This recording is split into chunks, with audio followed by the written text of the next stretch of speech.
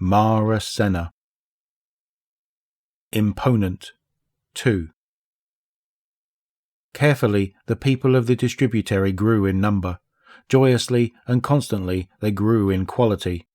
Those who do not die are as malleable and passionate as the young, as tempered and constant as the mature, and as wise and humble as the best of the old.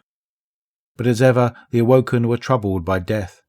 It was easy to imagine a world older and harsher than the distributary, a world crowded with competitors where the slow-changing and lushly alive awoken would be helpless beside austere mayfly quick breeders who adapted with every swift generation. Why had the awoken been spared mortality? Were they, as the sanguine preached, rewarded for their bravery and fidelity in a past existence? Or were the Ecolists right?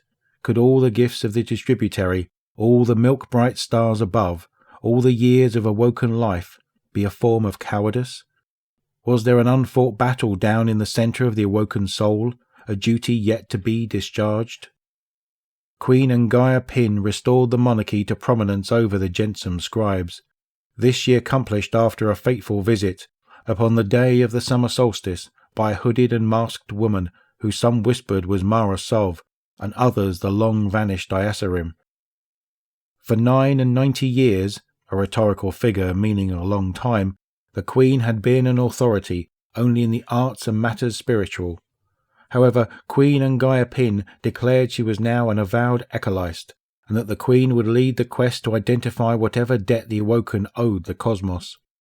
It was a time to pursue a dream beloved to all awoken, the conquest of space and the assessment of the true shape and age of their universe. The ancient court of the Queen gave the Jensam scribes a place to lay down their pride and act as equals. Soon the greatest engineers in the world assembled in the Queen's court, and whatever wealth or resources they required flowed freely.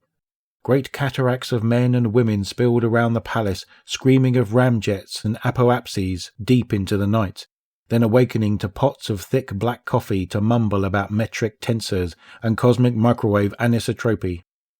Into this feast of ideas came Shur Ido, searching for the woman who had turned Queen Pin to Ecolism. Shur smouldered with an ancient fury, for another thing that the immortal may nurture is everlasting vendetta.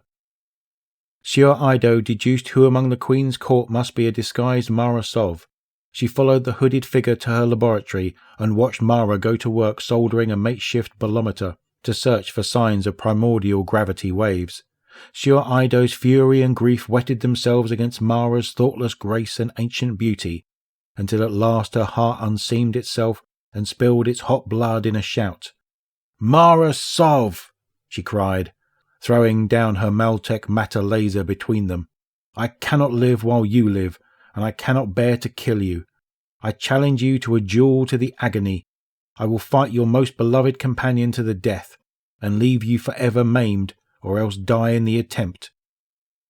Mara could not refuse this challenge. She summoned Aldrin, and with a ruthlessness she was no longer frightened to wield, she told Aldrin that he would stand for her in battle to the death against Shur Ido.